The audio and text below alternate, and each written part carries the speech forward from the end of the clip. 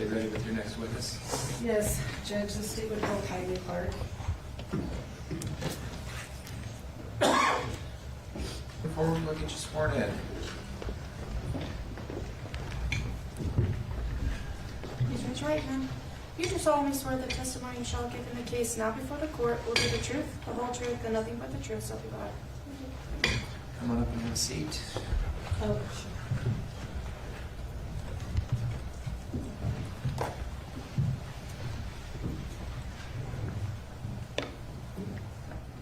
Thank you for being here. If you can keep that mic in front of you at all times, it's going to help everybody. Okay. Counsel. Good afternoon. Would you tell us your name and spell both names for the record, please? Kylee Clark, Kylleeclark. And what city do you currently live in? American Fork. Have you lived in American Fork for a length of time? We've been there about 6 years. Were you in Utah County before that? Yeah. How Born long? and raised in Alpine my whole life. Okay. And you said your whole life. Do you have family also in the area? We do.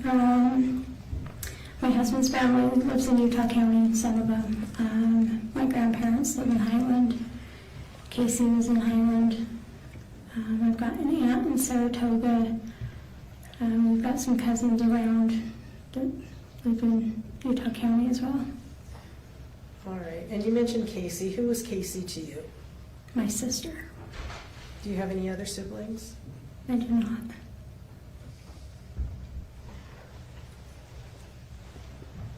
Can I show you Exhibit 9?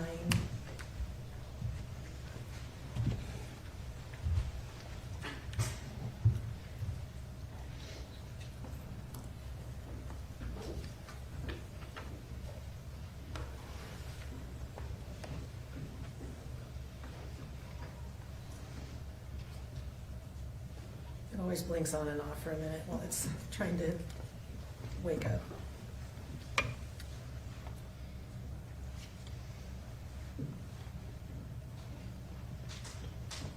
Okay. Do you recognize who is depicted in that exhibit? Yeah. Who is that? Kacee and Bella. Do you recall when that photograph was taken? It's probably 5 years, maybe. I don't know. Is that a photo that you had of Kacee? Yes. The state moves to admit Exhibit 9. No objection. Court will receive State's Exhibit 9. You wish to publish? Please, Judge.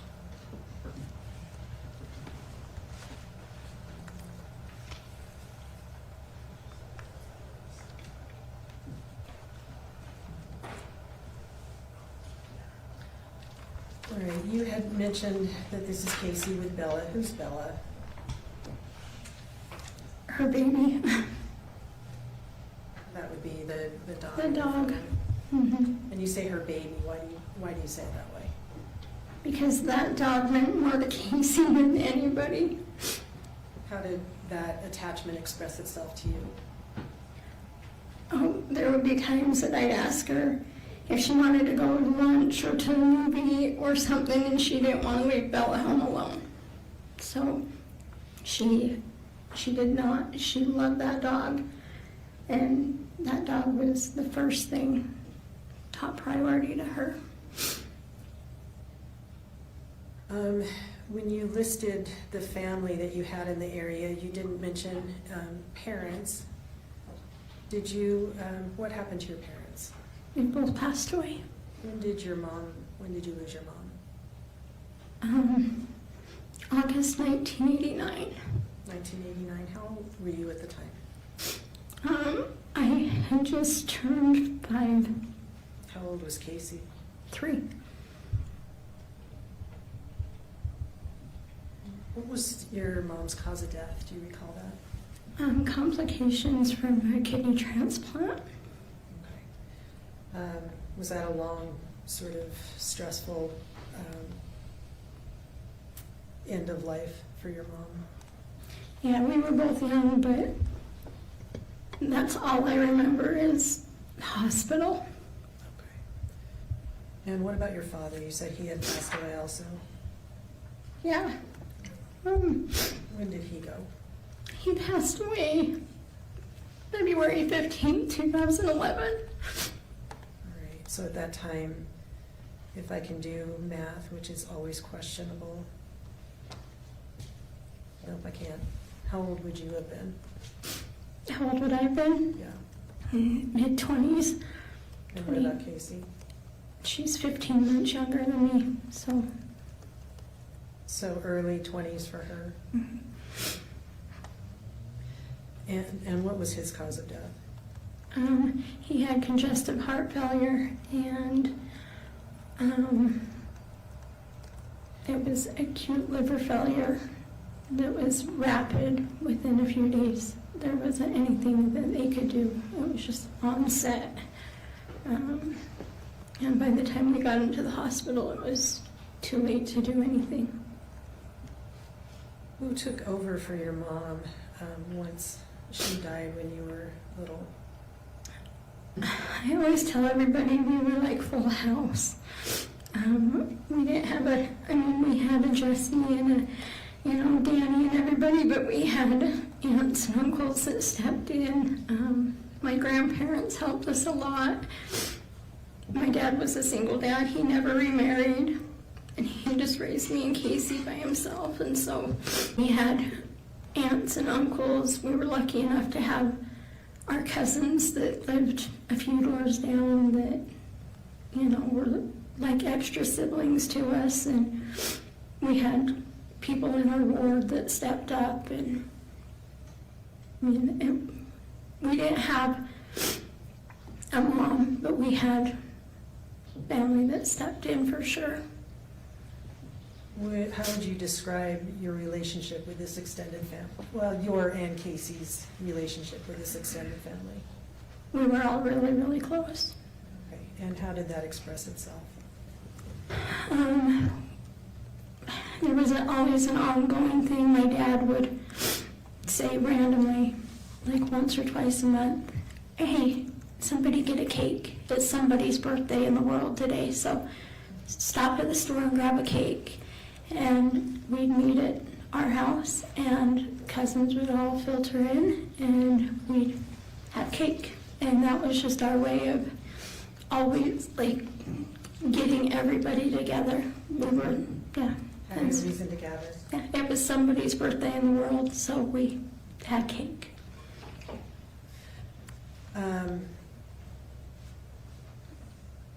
You have been present through this trial so far, is that accurate? Yes. And Mr. Williams had mentioned that typically witnesses are kept outside until they testify. You have not stayed outside. No, Why?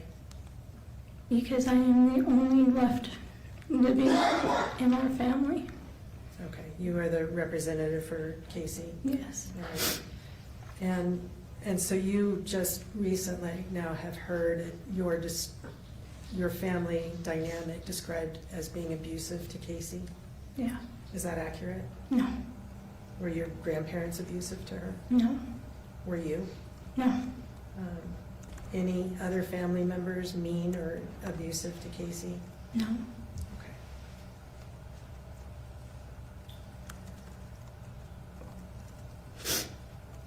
Up until 2024, up and through 2024, what was your relationship like with Kacee? She was my little sister. I mean, my whole life I've grown up with her. We shared the same clothes. We shared the same friends. She was a daily part of my life. Did you communicate frequently? Yeah, almost daily. I'm sorry to be upsetting to you. If you need a minute, just let me know. I'm Okay? good, thanks. How did you communicate with Kacee? She would call throughout the day, but every day when I would drive home, I would have a 40-minute commute or so, and I would talk to her on my way home. Did you share personal information and hopes and wants and dreams and all that kind of stuff? We just, sure, yeah. I mean, we talked about everything. How often were you able to see each other in person? Not as much as I would have liked, Why was that? because she was sick. And I have 4 kids and I work full-time. And when you say she was sick, what do you mean by that? For cancer. So she told you she had cancer? Yes. When did she tell you that?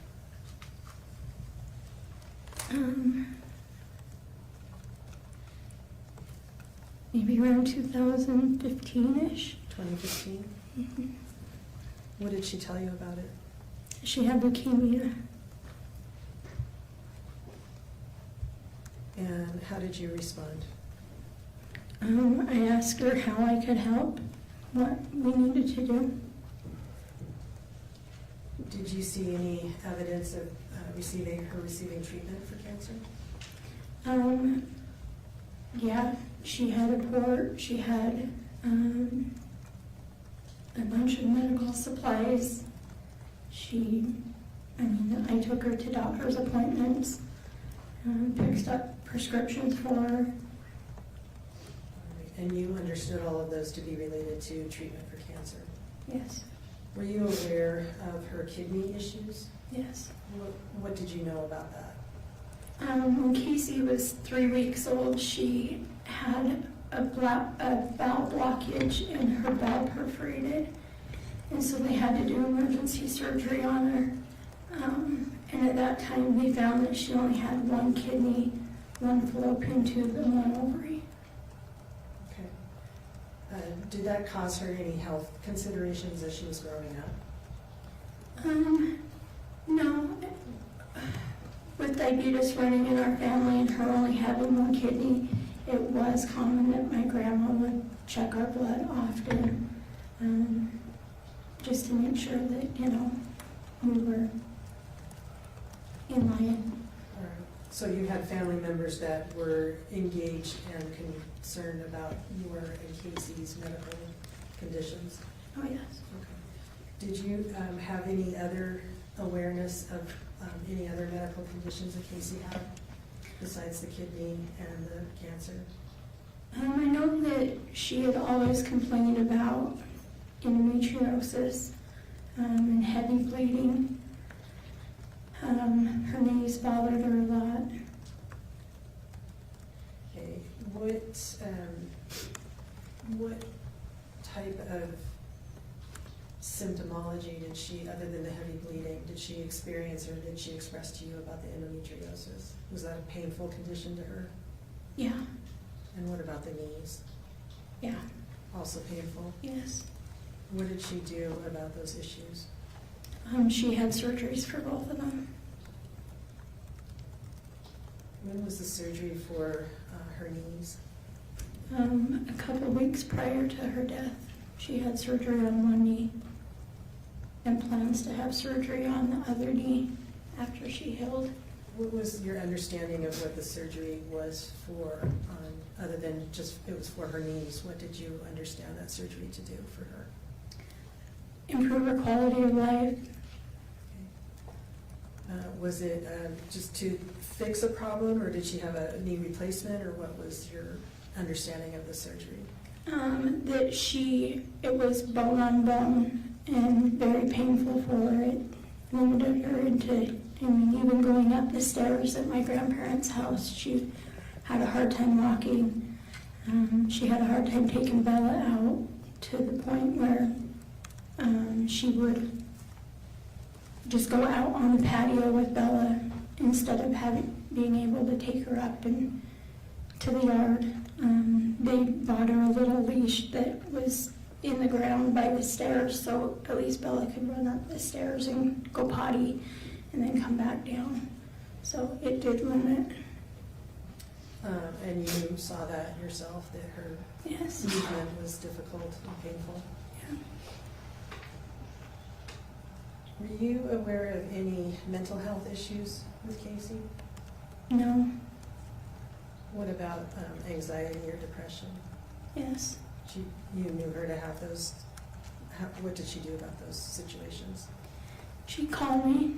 I mean, it could even be 2 o'clock in the morning, and she would call in a panic attack, and I took many phone calls out on my living room couch in the middle of the night so I didn't wake my husband up, or in our closet. I'd just get up and go, and sometimes it would be an hour that we just sit and talk.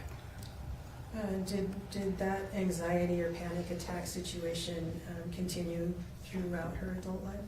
Yes. So she still suffered that at the time she died? Yes. And what about depression? Off and on, yes. Did she ever, how did depression, how did you see that affecting her? It would come in phases. When her health was bad and she couldn't do the things that she was wanting to do. There was a time where she didn't have a job, she didn't have a car. And when you're stuck at home and you don't feel good and you don't have the energy to go out with friends, you don't have a car to go to the gas station to get a drink, and you're just home, it can take a toll on you. And what would she say to you about that? Not really anything other than she was going to get her knee fixed, and then Mark ended up getting her a job, and then things just turned around for her. Me and her ex-husband were able to get her a car, and she just had her life turned back around, and she had her car, she had her freedom. She was feeling a lot better after her surgery. Okay, let me come back to that. Did she ever express to you in the times that you have down times that you mentioned, any intent or desire to die by suicide? No, Did she ever express any plan to die by suicide? no, Did she ever ask for your help in dying by suicide? no. You said that she had her life back. She'd gotten a car, she'd gotten her knee fixed, she had a job. How soon before her death did all of that happen? Within a year. All right, and so on or before August 12th, 2024, what did you perceive Kacee's attitude about life to be? Happy. She was a lot more upbeat than I had seen her in a long time. And how long had that been the case? Been happier? For a year or two before she passed. All right. Was your relationship with Kacee close enough that you feel she would have caused an issue? Yes.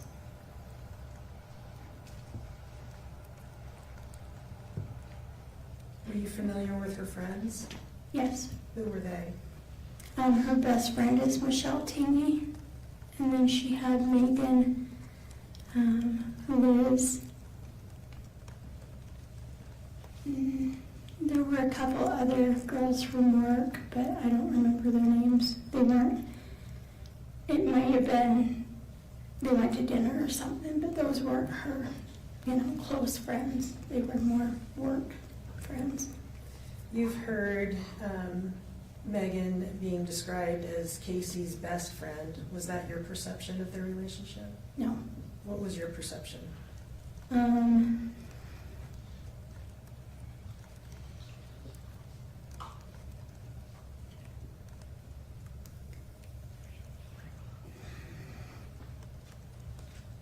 They started off as good friends, but their relationship throughout the years changed a lot. Okay, let me ask you when they met. Do you know that? Do you recall? I believe it was a couple years after my dad died, so maybe around 2013 or 14. Okay. And you said they were close at first. How did Kacee express that to you? They were roommates. Kacee had an apartment in Lehigh, and for a little while she lived there alone, and then she told me that she was going to have a girl come that she works with move in with her. Was that the first time you'd heard about Meggan? Yes. Was when she said Meggan was gonna move in with her? Mm-hmm. All right, that's a yes? Yes. Okay. And how did things develop from there as far as you could perceive? I mean, they were friends. They worked together. At that time, things were good for about a year, and then Kacee started questioning things a little bit, whether she trusted Meggan or not about a procedure she had done. I guess that was closer to when she was about ready to get married, is when things kind of started getting. Kacee was questioning their real friendship. She felt like Meggan was lying to her. All right. And so you said that Meggan moved out. Do you recall roughly when that was? I don't. After Meggan moved out, did that seem to improve their relationship? Maybe I don't know. At that point, they just worked together is all I knew of. I didn't know, like, how often they hung out or did anything. All right. Were you aware of Kacee moving back in with Meggan and her husband at some point? Yes. Do you recall when that happened? So after she lived in Lehigh in the apartments, Meggan and Mitch got married. Kacee couldn't afford to live there by herself, so I helped her get a place with another friend, Liz, in Provo. She lived there for a couple of years with Liz and then moved to Meggan, so it would have been maybe around 2015, I don't know, maybe 18. Okay. I know it's hard to remember years. Maybe 18, yeah. Okay. Why did she discontinue living with Liz, do you know? The renters so Kacee lived in the upstairs of the house and Liz lived in the bottom. And the renters, I think, were trying to up their rent cost or something, and they just couldn't afford to live there anymore.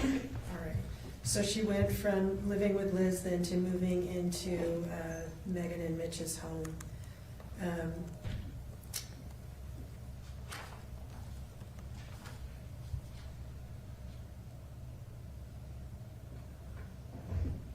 How did you perceive their relationship during that time?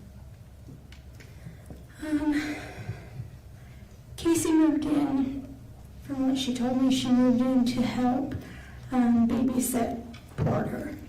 That it was kind of a win-win for both of them. It was a place for her to stay and also a babysitter for Meggan's son. All right. And I may be wrong on the year, it sounds to me from previous testimony that Porter was 5 in 2024, which would make his birth date somewhere in 2019. Does that help you pin down when Kacee moved in with Meggan and her husband? Yeah, right. I don't know if it's purposeful, but it's left. I'm sure. The exhibit of Oh, I'm sorry, we can take that down. probably not. It didn't show up on my screen, so I didn't realize. I don't think it's. Is your monitor not working? I don't know. We'll jog it again. It wasn't on. That's why I didn't realize that the picture to make a record of it. What exhibit is it? 9. Exhibit 9 has been shown. It's off now. I don't think. I'm just trying to everyone's attention to it. It's been remedied. Thank you. Apologies. Do you remember the question I just asked? too I'm sorry. bad. Oh, I asked if that reminded you about when she would have moved in with Mitch and Meggan. Yeah, Porter was little within probably the first year. Okay, so probably 2019 to 2020-ish? Yeah. All right. Did you ever discuss a DNR or a power of attorney with Kacee? Yes, she didn't have one How do you know that? because she told me. Why did you discuss it? Because she told me that her cancer was getting worse, and so I told her we needed to get some things lined up, knowing that I'm her only person. I would probably be the one that would have to pay for all the finances and things like that. So I asked her if we could go to lunch one day and sit down and her tell me what her wishes were. Did you have that lunch? We did. Do you Yes. recall when that happened? Around 2020. All right. And during that conversation, that is when she told you she did not have a DNR? Correct. Did she intend to have one ordered, entered? Not that I was ever aware of. Did she indicate to you whether you or somebody else would be a power of attorney? No. What else did you discuss at that? Well, never mind. Let me just try to cut some time here. And that was about in 2020. Did you ever discuss it again after that point in time? A few little things here and there, like I could never get an answer out of her about what kind of treats she wanted, if there was an outfit that she wanted to, wear, or little things like that. But the main things that we talked about, not really. All right. And you're talking about funeral plans right now? Correct.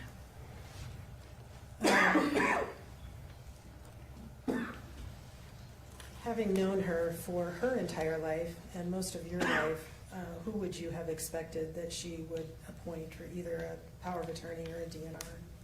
Me? You just described yourself as her only person. Yes. From your communications with her, did you understand there to be anybody else in her life that would have fit that role? No.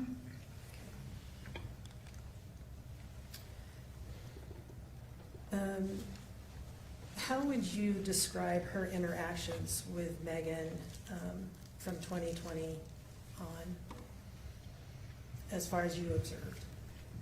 From 2020 on? A lot of fear from Kacee Fear in what way? that she would make Meggan mad. Why did that make her afraid?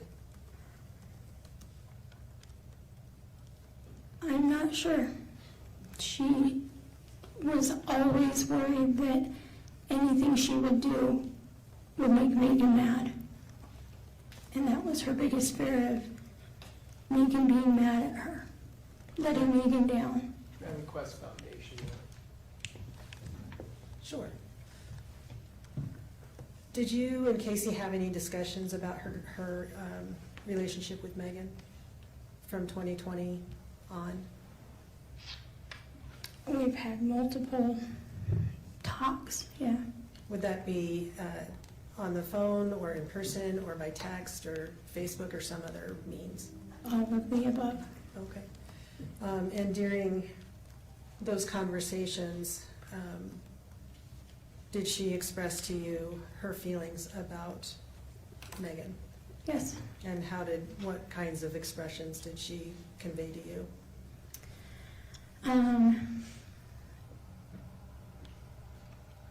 Meggan and Kacee were close, and then their relationship changed. Kacee felt like she lost her friend. She would tell me that she felt like she just couldn't die fast enough for Meggan's liking, and that their relationship changed from being a friend that used to call to check on her with sincere reason or take her to lunch. All it was, how's your health?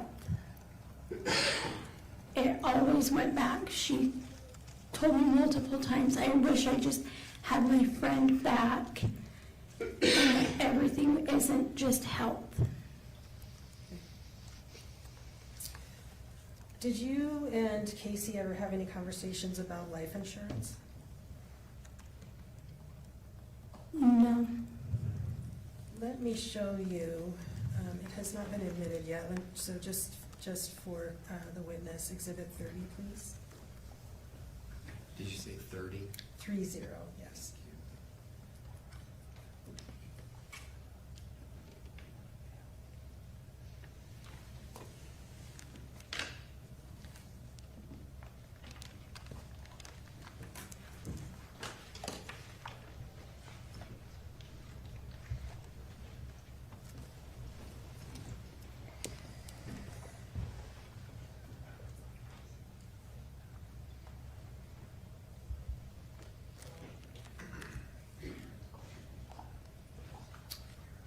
Is that up in front of you now? Yes, Do you recognize this document? I do. Have you seen this specific document before? I have one like it with my name on it. Okay. And so, other than, well, let me ask you, on your document that's like it, is it there the same date up in the upper left-hand corner? Yes, And the same caption at the top or title with a policy number? yes. Is your policy number the same or different? I am not sure. Okay. Below that is a line that says benefits provided, and then going across amount and benefits. Is that the same on your document? Yes, And then what is listed underneath there, is yours the same other than the name? Judge, I'm really sorry.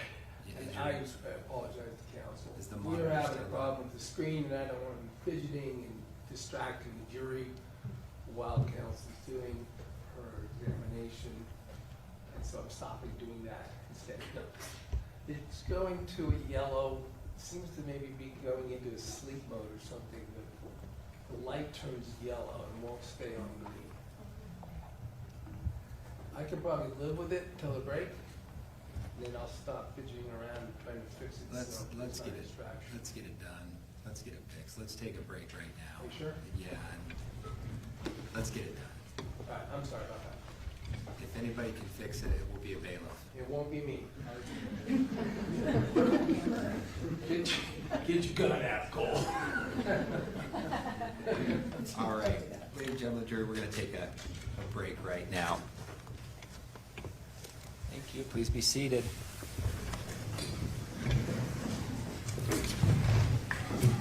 We're gonna go back on the record on case number 251-401-132, State of Utah versus Sundwall. Have we got at least a temporary fix on the monitor? Here's the duct tape is holding. Okay. If it doesn't, let us know and we'll try and figure out something over the weekend or early Monday morning or Monday night. We'll figure something out. All right, Ms. Clark, I'll remind you, you're still under oath. Thank you for your patience through this process, counsel. Thank you, Judge. Yeah, okay, we were talking about Exhibit 30, just for the witness still, if we can bring that back up. If you guys can't see it, throw a mint at me or something, okay? Or just say I so. need my mint. Okay, then just let me know.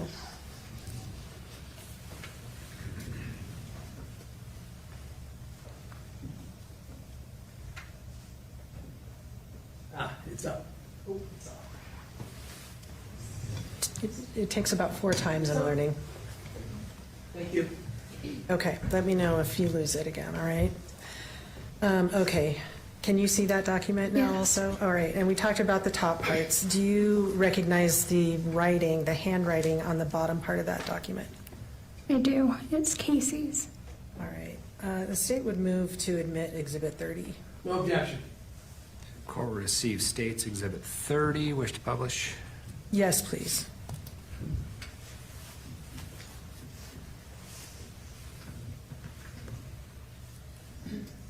All right. You mentioned, Kylee, that you had the same document at home. What does this document represent that you and Kacee both had, each in your own names? So this is an insurance policy that my dad had started for me and Kacee in 1996. And sorry, that's the date up at the top, 3/19/96? Yes. Okay. And what happened with that policy? I would say in about 2007 or 2008, he asked if we wanted to take over payments on him. It was a policy that he had for one for me and one for Kacee, but he no longer wanted to pay the premium on it, and he offered, we could cash it out early or continue to make the monthly payment on it if we wanted to keep that policy going. And both me and Kacee chose to cash out on those. How do you know that Kacee decided to do that? We were both together. All right. And you believe that was in 2008-ish? I got married in 2006, and so it was around 2007, 2008. Okay. And you said you and Kacee cashed out at the same time? Correct. All right. Okay, we can take that document down. Thank you. We had talked about Kacee living at Meggan's house where she lived with her husband. When did Kacee, as far as you're aware, move out of that house? Me and my husband moved her out around 2020 Why did you and your husband move her out? because Kacee no longer felt safe living there. How did she express that to you? There were multiple phone calls that she felt like Meggan was trying to poison her. She just didn't feel comfortable being in that house anymore. Did she indicate to you why it was she thought Meggan was trying to poison her? She said that she felt like she had had a stroke one time, that she was having a hard time talking, coming up with words, and she's like, either I've been drugged or I've had a stroke. Did she express to you anything that she believed she had been poisoned with? Insulin. When you moved her out, was Meggan present at that time? No, Where was Meggan? on a vacation. All right. What, as far as you know, was Meggan aware that Kacee was going to be moving out that day? No, Why is that? because Kacee didn't want to make Meggan mad. Okay. And so for a few days, I gathered up boxes and totes, and then she packed things up. And then once Meggan and Mitch went to their family cabin, me and my husband took our trailer over there and moved her Where did you move her to? to my grandparents' basement in Highland. When you were at Meggan's home moving Kacee out, did you personally see any indications that supported Kacee's fears that she had expressed to you? Yes, Kacee showed me a bottle of insulin in Meggan's fridge. Did anybody else besides you see that? I was the one there. I've been told that she has also shown. Anything she was told is hearsay. That's fine. Sustained. All right. So you saw that and nobody else was with you at the time? Correct. Okay. Let us turn to August 12th. What was your first indication that day that there was something wrong with Kacee? From the phone call or just in general? What was your first indication that there was a problem with Kacee? I did not get any phone calls or anything leading up for the whole day. I was not aware of anything that happened until later that night when I received a phone call from my Uncle Mark. What time of day did you receive that phone call? Around 9:30 at night. What did Mark express to you in that phone call? That he had gone downstairs to check on Kacee. It was, he was wrapping up for the night. He went downstairs and found Kacee. She was making some weird noises and kind of having a hard time breathing. What did you think at that point? She hadn't been real mobile from her knees, and so, I knew that after surgery you run the risk of blood clots, or if you don't get up and move around, that you can get fluid in your lungs and get pneumonia. And so I told him, well, let's call the ambulance and let's have her taken to the hospital and get her checked out. He held the phone down so I could hear, and it sounded like she was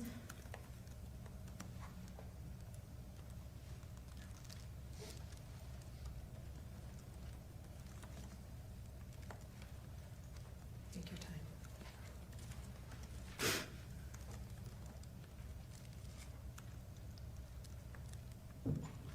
it was sing noises.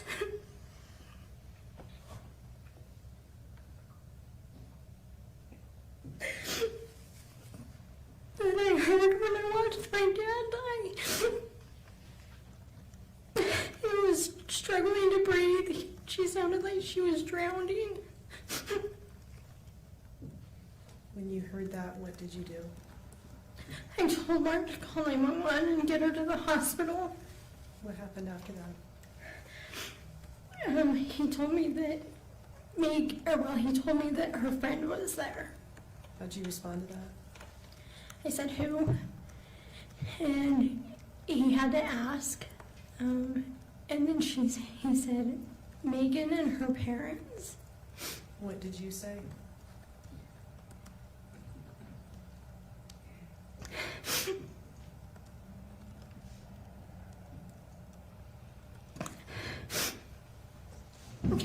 Get them out of there.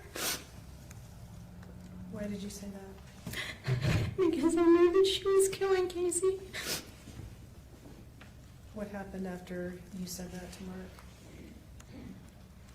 Mark? Mark hung up with me and went to call 911. I got my kids to bed and I was in my pajamas, so I was getting my clothes on and told my husband, who was sitting on the bed by me, and we were both just getting our shoes on, getting ready to leave, and then Meggan called me. How did her number come up to you? Did you have her in your phone as Meggan? Did you know who was calling when the phone rang? Yes, All right, what did you do? I answered it. Tell us about that conversation. She said, "This is Meggan. I don't know if you know this or not, but Kacee's not doing well." And I said,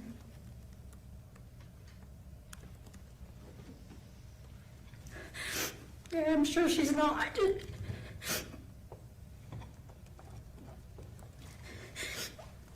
And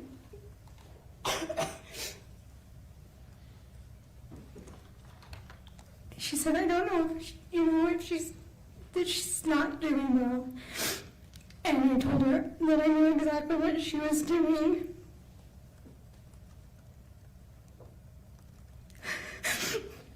When I got Kacee to the hospital, the very first thing that I was going to have checked was her blood sugar level. And if it wasn't anything but normal, of a normal range, then I knew what she had done.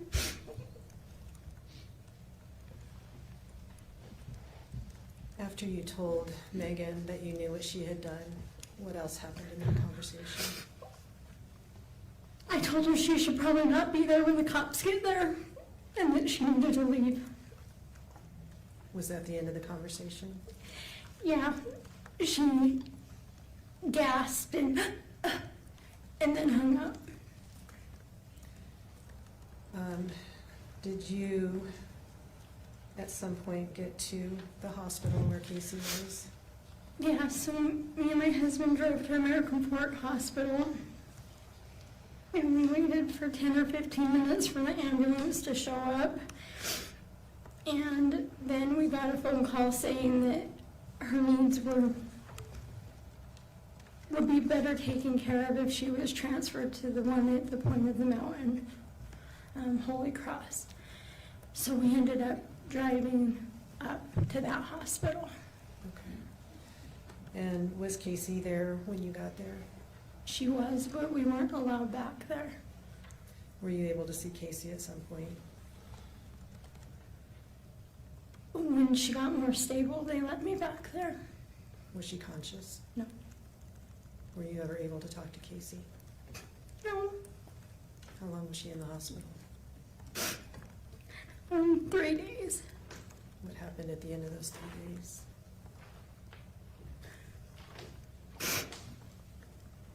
We took her on life support and she died.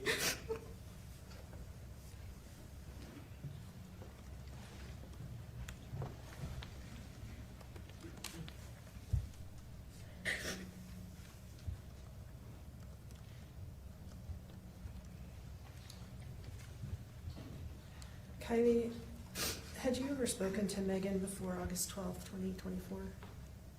Yeah. Had Meggan ever told you that Kacee had a DNR? Yes.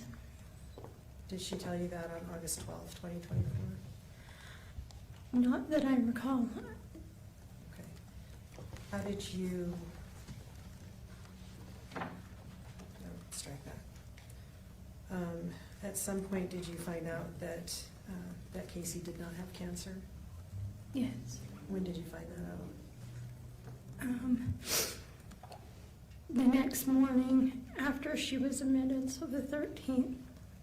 Was that surprising to you? Yes.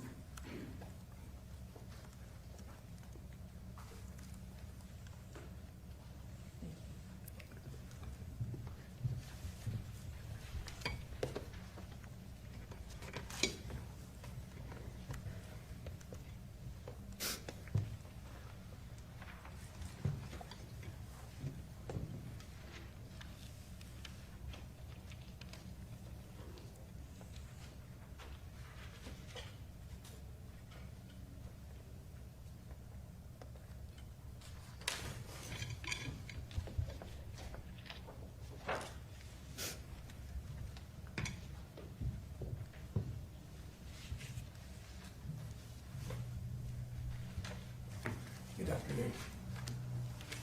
Is it okay if I call you Kylee? Yes. Hi,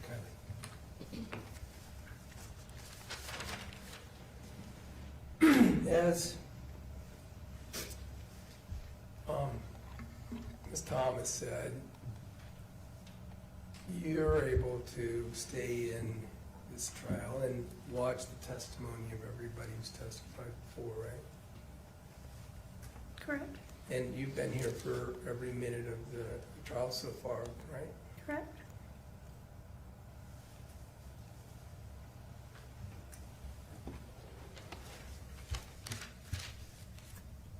So you know, for instance, that your sister for years told people, multiple people, that you were abusive to her, right? I was not aware of that, no. Until the trial? Yes. That's what I mean. I'm gonna kind of point to that, and it's just so far, but it gives a possibility to talk about things that have happened and you learned recently, which I'm gonna focus on a little bit because that gives you the benefit of being able to remember. Okay. So as you sat in this trial, you know that she told lots of people that you abused her and that you didn't like her and treated her poorly, right? You learned that she said that. Just now. That's not true, right? We were very close. And I appreciate that. I'm only gonna talk about what you know about what Kacee told others right now for this part, okay? You know that she communicated to various people that your grandparents were mean to her. Do you remember that? Yes. That's not true, is it? No. You know that she told a lot of people, just like she told you, that she had cancer, right? Correct. Now you know that that's not true. Yes. And on that particular point, I mean, just describe your relationship with her, best friends, close, have had a lot of family struggles, tragedies. And even though that's the case for years, she just flat out lied to you about being terminally ill with cancer, right? Yes. But you're close with your sister, you believed her, right? Correct.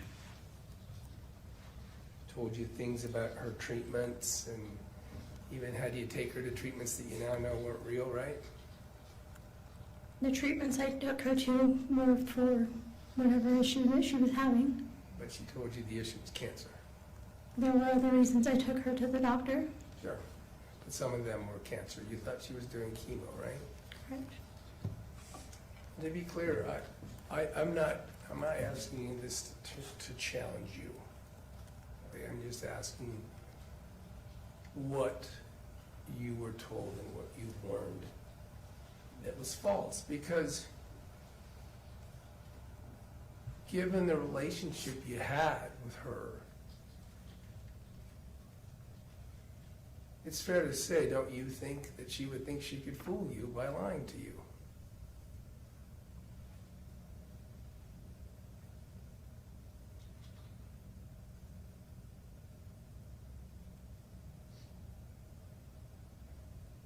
I don't think she was trying to fool me. I guess I don't understand your question. That you would trust her enough because of your close relationship that her lies to you would work and you would believe them. Okay. You agree? That's what the relationship that she at least tried to foster with you would be, the idea that you're close enough, that you should believe her when she says extraordinary things like, I'm dying of cancer. Do you think that fairly describes the relationship that you saw, that you're testifying about here? Our relationship was a lot more than that, but yes. It was. I'm just talking about the trust, because we're back to this dynamic of why you would believe her. You believed her because of the closeness and the tightness of the relationship that you at least believe you had with her, right? Yes. And she led you to believe that she felt the same as you about the relationship, right? Yes. So while she led you, her sister, and that's the person who'd been through all this with her, led you to believe that she had this relationship of trust and everything. While she did that, as we've just learned, you learned apparently in the trial, at least somewhat in the trial, even while she did that with and to you and succeeded, she was lying to others about your relationship, the relationship between you and her, right? That's what we just established. Right. Okay. And that applied, strike that. So that lie, let's just focus on the cancer lie. That cancer lie persisted over years, right? Yes. And you heard Mark testify about how he believed it, right? Yes. And you as a family believed it when she did it to you, right?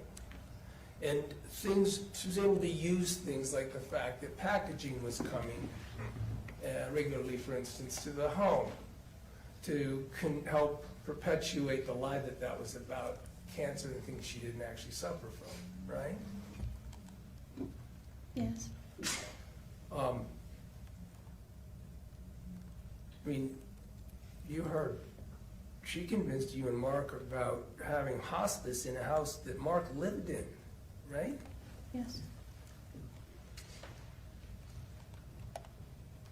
So can we agree, and I'm sorry for this, Kylee, by the way, I really am.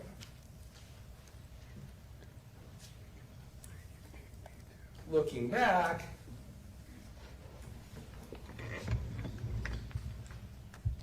understanding that you believed him and believed her when she did and said things, that when she told you that she'd like you to come over and move her out of Megan's house because Megan was trying to kill her, that somebody could be, that Kacee could be somebody lying to you to get what she wanted. I mean, isn't that fair? I'm not sure what the benefit of her moving out of that house would have been other than her fearing for her life. Let's talk a little bit about that. And that wasn't, I don't want to sort of veer off. I understand your answer, I understand why you made it. The question was more about, in hindsight, if you could agree with me that she very well could have been lying. She was a liar, and all you knew about what she wanted to get out of, that she wanted you to move away when you guys went over there. When Mitch and Megan were there, only reason you think it was because of Megan, her fear of Megan, is because Kacee told you it was her fear of Megan, right? I don't think Kacee would have moved out that day. And I'm gonna stop you. Okay. I'm not asking what you think about it. I just want to ask you, isn't your only source of knowledge, the only reason that you moved her out of Megan's house, the only reason you did what you did, you did it because to get her away from somebody that she feared, right? Correct. According to her, is all I'm saying. You never saw Megan act in any way against Kacee that was harmful. You never personally saw it, right? Physically, or what do you mean? Harmful that would cause her fear. Kacee told you, I fear her, right? I think that you said that. Do you agree that that's what Kacee told you? Yes. And that she was afraid of Megan, right? Mm-hmm. Yes? Yes. And that was I'm just talking about this incident of moving out. You acted on that because Kacee told you and you believed her, right? Yes, but I had reason to. Well, you talking about the bottle of insulin? No, about all the text messages that I had got from Megan throughout the years, prying on insurance policies and things like that. To you? To me. Okay, we can address that. You're aware that the government sees, possesses, and has all of the information out of Meggan Sundwall's phone, right? Yes. Have they shared that with you? I've shared it with them. Have you the communications between you and Megan? Yes. Okay, so certainly when you move Kacee out of Megan's home, it could only be based on communications you'd gotten up until that point in 2020. Can we agree on that? Certainly couldn't have moved her out of that house on the basis of text that you received after 2020. So it's everything before then that you would have known that would have caused you to believe Kacee. Is that what we're talking about? Throughout the years, even after 2020, I would receive text messages or messages on Facebook from Megan asking about. We're going to just focus on the moving out. I'm sorry to interrupt you, but The only reason I felt justified of moving Kacee out was because of the constant checking that justified the fear that Kacee had. But Kacee claimed to you of fear of being poisoned once, right? She once told you that she thought Meggan had poisoned her. Yes, She told you once that she said, she thinks she's trying to kill me. You said, I feel like I have a stroke or something. yes. Now, with all these things, no one ever, you especially, ever suggested she call the police, right? No, she didn't want us to.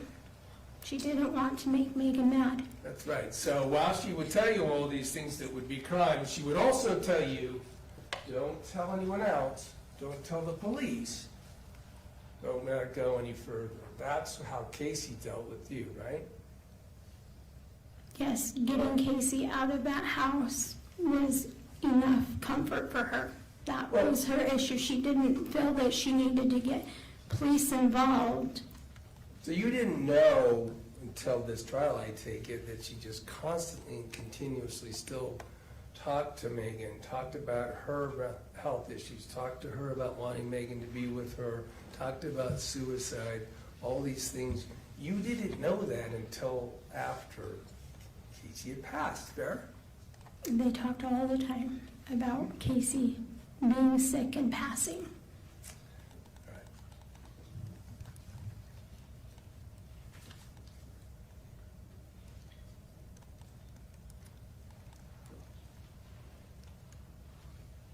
Did you know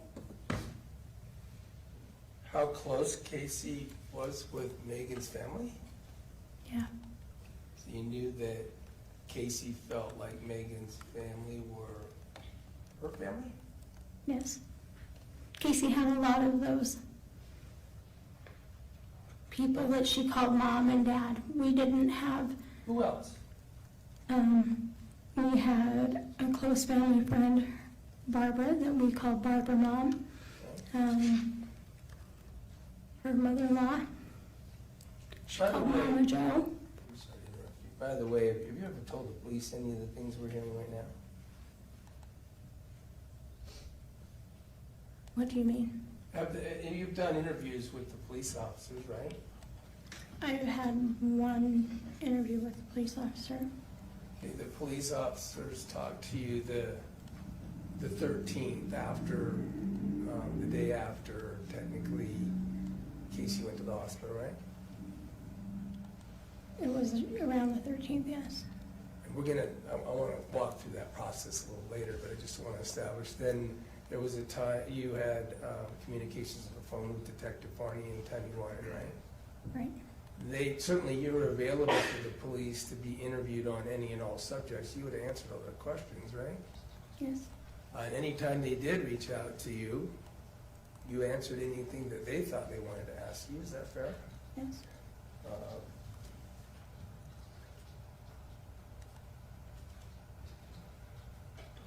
Were you in court, for instance, when, I think you said you were here the whole time, so you heard what she said and how she talked in the Mother's Day text she sent to Meggan's mother, right? Yes. Is that all stuff she told you too? Did she tell you all those things about how alone she felt and how abused she felt by your family, and no one would come downstairs and help her, even when she was dying and the hospice nurses were coming in and out, but they were stealing her pills? All that stuff, a long text, I agree, was laborious to read. No.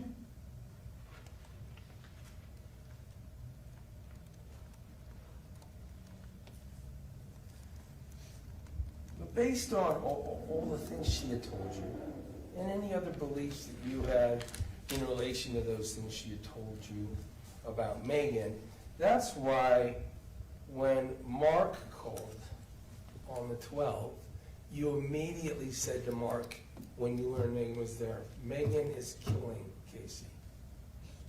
You told Mark right off the bat that that was happening, right? Yes. And it's because of all those things that Kacee told you, and the things that she showed you, and the things you talked about, and the opinion that you had about them, that you also said that to Meggan, right?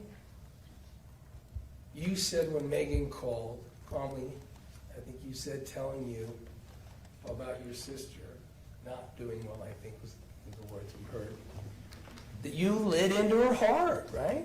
I did. Because based on the things that your sister had told you and the beliefs that you had built up because of those, she had made you think that.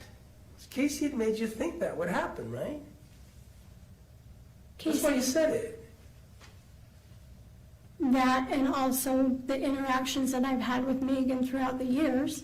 Okay, so based on your belief, though, is the point is that, and I'm not challenging the feelings you had, I just want to make clear that those feelings were strong, right? Yeah. And you lit in to Meggan. I'm not challenging whether you should have, I just want to establish what facts you. Fair enough? There was raised voice and some choice language, but it was not as big of a deal. If your sister was dying, I'm sure you would act the same way. If you thought what you thought was true, right? You would act the same way. Yeah, and all of the pieces added together in my head. I had fear. And now all the pieces have fallen apart, given what we know, how Kacee truly lived on the other side of her life, right? In some aspects, yes. But just back to this point, just factually, I'm not challenging your emotions that night, I'm not challenging whether they were legit at all. Kylee, I'm not. I just want the jury to understand that because of those, what Meggan heard was a really angry sister named Kylee, right? Yes, Who was, like you said, choice words, you were letting her know that you were going to cause her trouble. no, Told her to get out, never set foot on the property again, she'd be arrested. no, You didn't tell her that? no. Do you recall, very close in time to this event, as a matter of fact, on August 22nd, 2024, that you were asked to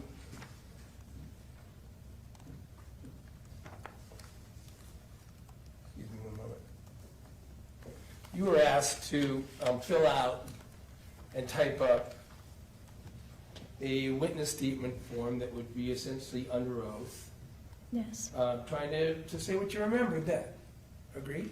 yes, And you did that, right? yes, And submitted it. And that was very close in time to the events, right? yes, So is it fair to say that that's probably you had a better recollection then than you would now, almost a couple years later, right? yes. May I approach the witness, Your Honor? You may.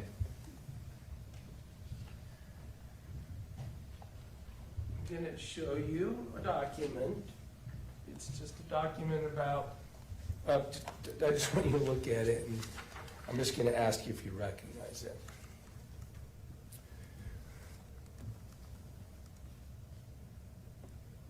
You recognize just what it is. There's some redactions up in the personal information. It says Kylee Michelle Terry Clark. That's you, right? Yes, Lone Peak Public Safety District Police Department statement form, right? yes, And then there's this, what I was referring to as a warning in italics that you can't make a false statement or that'd be a crime, right? yes, All right. I want you to look at that. Does that look like the statement that you submitted back days after your sister died? yes, Okay. Now, as you look at that, go down, it's in sort of line format, right? It's in, I don't know how to even describe it. There's boxes for each sentence, is that right? yes, You walk through that and read down through it. First of all, it refresh your recollection about what you told Mark when he called you. yes, And now that was, you understood that Mark was calling you before he was calling the police, right? Yes, because he wasn't sure what was going on. Well, we're not allowed to testify what other people knew or were sure of. I'm just asking you what your understanding was. That Mark called you first, right? Yes. And then you told him to call 911 because you told him Meggan is killing Kacee, right? Yes. So Mark is there, present in that house, and then he hears you say the accusation that Meggan is killing Kacee, right? Yes. Okay. And then you characterize him as confused about, sounding confused apparently, and then he hung up, right? What do you mean? Then Mark hung up on that call. He hung up to call the cops, yes. Again, we can't testify why other people did things, but you knew that he sounded confused in response to your statement about Meggan killing Kacee, but he hung up the phone after he sounded confused, right? He didn't sound confused. He didn't question anything. He hung up the phone and called the cops. Okay, in fairness, I don't want anyone to think I'm being misleading or anything. Look at your statement where it says, he said, what? Confused. And I said, hang up now and call. That's what you wrote in your statement, right? Yes. Okay, I just want to make sure no one thinks I'm putting words in your mouth. I'm just reading off of your statement. And it's here to refresh your recollection, because we want to move to the next section, your statement, which is about, like you said, you're describing how you were going to the bathroom, getting dressed, and getting ready to go to the hospital, right? Mm-hmm. As you said, that's consistent. And then you described in your statement, turning the bottom of that and on to the next page, you made a description in your statement about what you did and said to Meggan. Right? Yes. So I just want to be fair, I want to let you read through that, because we were on that subject before I handed you this document. Subject of what and how you said to Meggan and how you thought she responded, right? Right. And tell me when you've read through that part, Okay. and then I will ask you, or just tell me when you're finished, I'm sorry. Go ahead. Okay.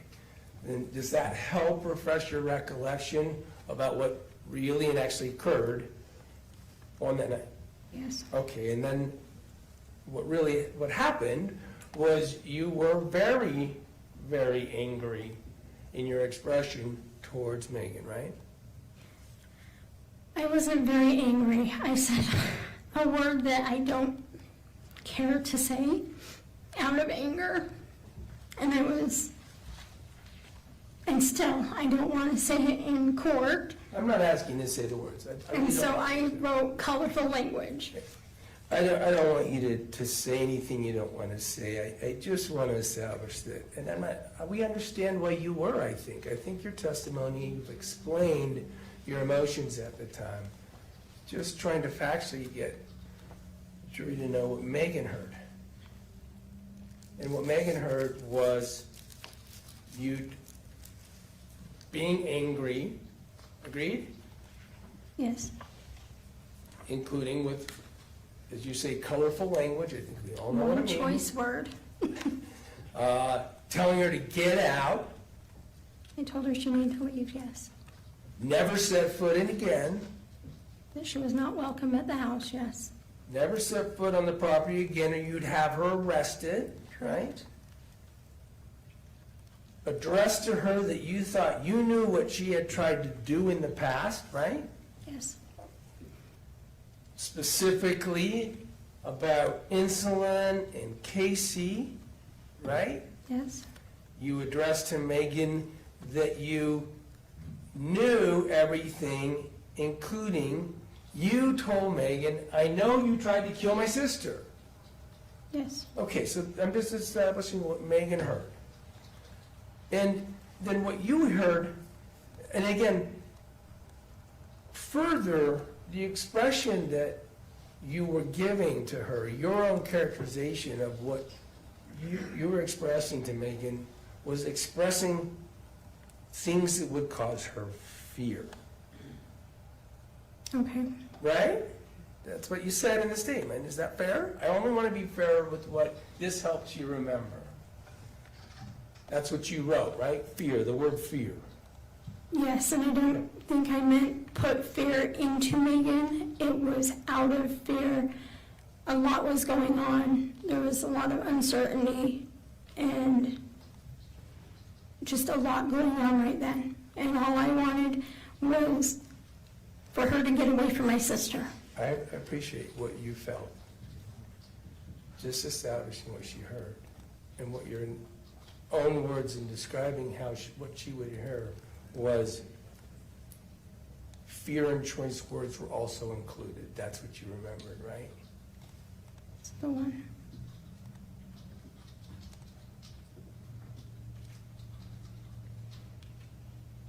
Right? Yes. And you also remember how you recall Meggan, you characterized how you felt she responded, right? Yes. That she was gasping like she was stunned. That's how you thought she heard you and responded when you made those accusations and said what you were going to do, right? Yes. Okay.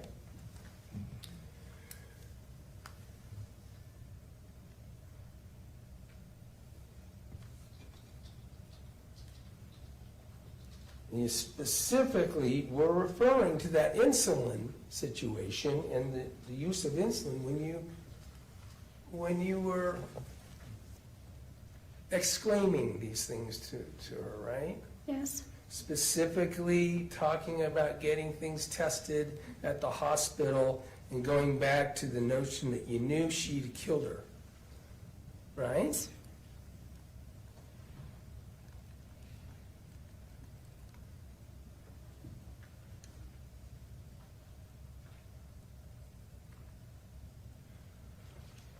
Now, at that time, when you felt that way, and that's what Meggan heard, and how she reacted, you didn't know, like you know now, that for years and years, Kacee had been repeatedly recruiting Meggan to be, telling Meggan about her desire to use insulin to commit suicide, right?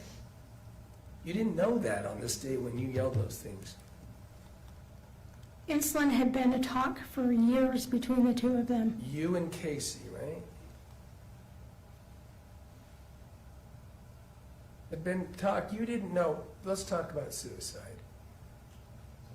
And in fairness, you didn't know what you know now about the fact that for years, Kacee had been talking about actually trying to commit suicide by use of insulin. You didn't know that when you had this phone call. You didn't know that, right? No. You didn't know that had been going on all the way up till August 12th. You didn't know that by this day, right? The only thing I knew of was the one instance where she thought Meggan had given her insulin. According to her, and that was in 2020, 4 years before, right? I'm not aware of the time. It was when she lived at Meggan's house in Lehigh, When you moved her out. before I moved her out. And that was what jump-started it. So 4 years ago, you had known that, but you didn't know what you know now, that even on the 12th, it was your sister talking about and planning and scripting out using insulin at your grandparents' house to cause her life to end. When you made this call and had these words for Meggan, you didn't know that, right? In fairness, you didn't know.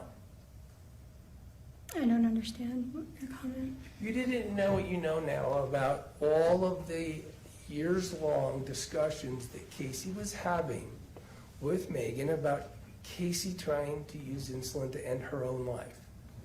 You never knew that, did you? We had many conversations about insulin and Meggan.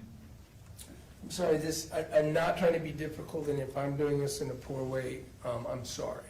But I'm only addressing whether you knew that for years, your sister had been talking to Meggan about how your sister could end her life by using insulin, and her own life. You didn't know that. No. That was all left out when you had your reaction that you had and had this call with Meggan. That's all I'm trying to establish. We're in agreement now? Okay. Okay. I'm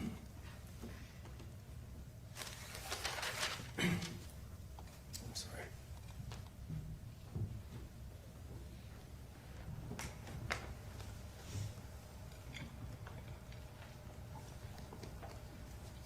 I'm sorry for constantly, to everyone in the room, having to always clear my throat. Dr. Masto gave me some ideas.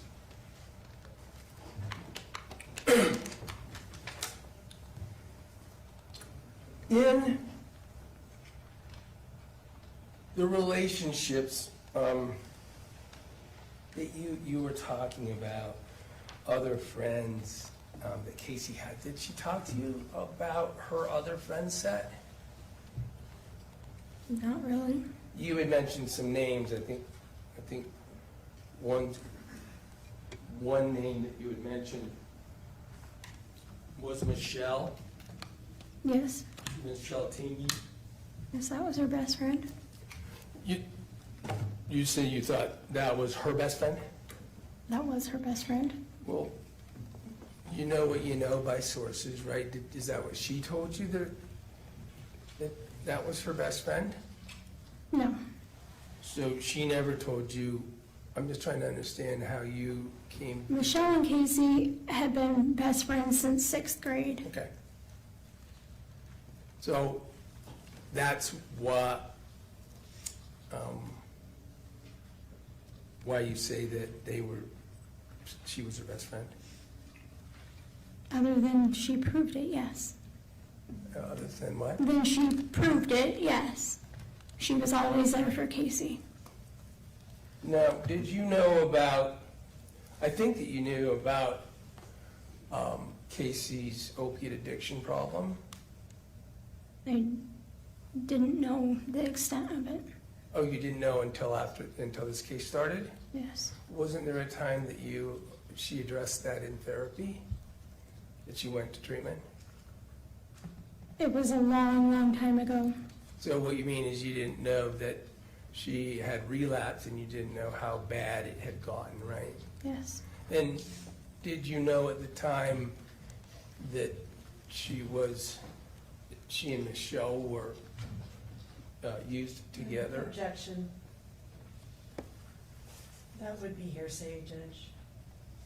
Mr. Williams? Let me rephrase the question.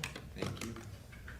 Did Kacee ever tell you about the fact that she and Michelle used drugs together? No. Thank you.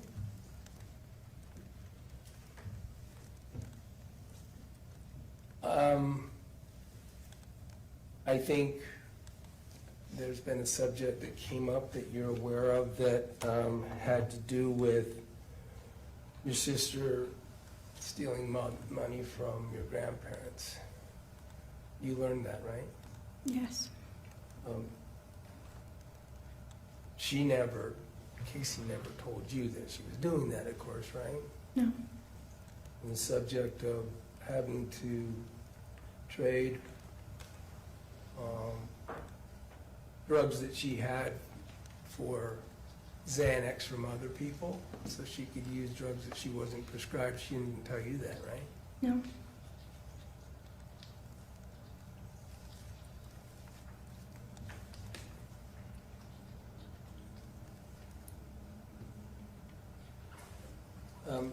You were asked about the subject of suicide, and I think you said that she didn't talk to you about suicide.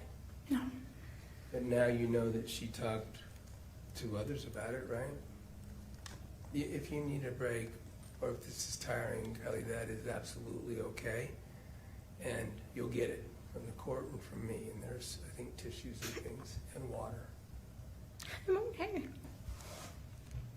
Ms. Clark, we can break for a few minutes if that would be easier for you. I don't think that's a problem at all. Not at all. Let's go and take a few minute break. Go ahead, counsel. I don't have any further questions. No, okay. Thank you. Thank you, Ms. Clark. Redirect. You doing okay? Yes. All right.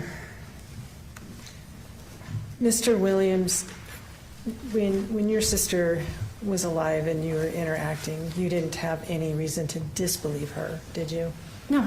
All right, but you have since learned that some of what she told you about herself was not true, Correct. right? She told you that she had cancer, and that's not true, right? Correct. Did you have reason to believe that supported what she was telling you? Yeah, I mean, I took her to doctors, I picked up prescriptions, I watched her body deteriorate. I watched her violently throw up when I would go to visit. And there was no reason that what she was telling me would not be the truth. Okay, you didn't have any reason to question her. No. And there were things that you knew that were accurate, right, about her health condition? Correct. Like what, for example? Her endometriosis, her knee replacement, Her kidney? her kidney, yes. Even when you believed her to be suffering from terminal cancer, had she ever expressed to you a plan to end her life? Not to me, no. And you talked with Mr. Williams some about why you feared on August 12th that Meggan had done something to Kacee. Correct. Do you recall those questions? Yes, And your fear was specifically that Meggan was killing Kacee with insulin, correct. right? And as far as you know, what did Kacee die from? An insulin overdose. That's all I have. Thank you. Any other questions, Mr. Williams? No, thank you, Your Honor.